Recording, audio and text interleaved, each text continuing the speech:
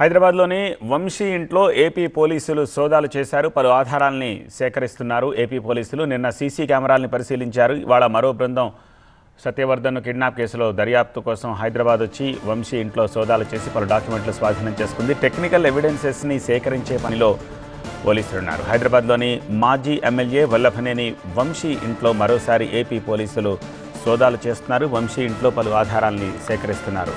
ఇటీవల వంశీ ఇంటికి ఎవరెవరు వచ్చి వెళ్లారని చూసేందుకు నిన్న సీసీ కెమెరాల్ని పరిశీలించింది మరో బృందం. మరోవైపు పరారీలో ఉన్న 10 మంది నిందితుల కోసం గాలిస్తున్నారు పోలీసులు.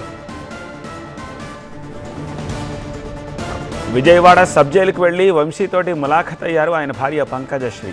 కేసును ఫ్యాబ్రికేట్ చేస్తున్నారని, తప్పుడు ఆరోపణలతో అరెస్ట్ చేశారని ఆమె విమర్శించారు. వంశీ గారు 2 సార్లు ఎమ్మెల్యేగా ఎలక్ట్ అయ్యి మాకు ఓన్గా మా అరుణ మెమోరియల్ ట్రస్ట్లో మా సొంత డబ్బుతో అన్ని కోట్లు ఖర్చు పెట్టి మేము సర్వీస్ చేస్తుంటే ఈరోజు జస్ట్ 20,000 కోసం ఆ కంప్లైనెంట్ సత్యవర్ధన్ అనే అతన్ని మేము ఎక్స్టార్షన్ చేసాము అని పెట్టారు.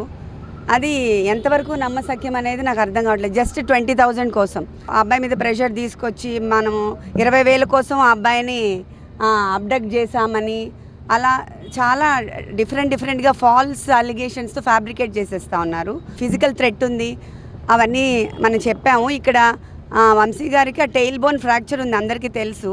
కొన్ని బ్రీదింగ్ ఇష్యూస్ అవన్నీ ఉన్నాయి. అయినా ఆయన్ని పనిష్మెంట్ సెల్ లాగా 22 అవర్స్ ఒక రూమ్లో పెట్టేసి ఎవరు రాకుండా, ఎవరితో కాంటాక్ట్ లేకుండా అలా చేస్తున్నారు. ఇప్పుడు ఆయనకి బ్రీదింగ్ ఇష్యూ ఉంది, టెయిల్ బోన్ ఫ్రాక్చర్ అయింది, కింద పడుకోలేరు. బట్ కావాలనే వాళ్ళు ఇట్లా పనిష్మెంట్ సెల్లో పెట్టి చాలా ఫిజికల్గా they are making him suffer అనమాట. ఫిజికల్ హెల్త్ కాకుండా వాళ్ళు మెంటల్గా కూడా ఆయన్ని అలోన్గా పెట్టి కొంచెం మెంటల్గా లో చేసి డిప్రెషన్ గురి చేయాలని ట్రై చేస్తున్నారు.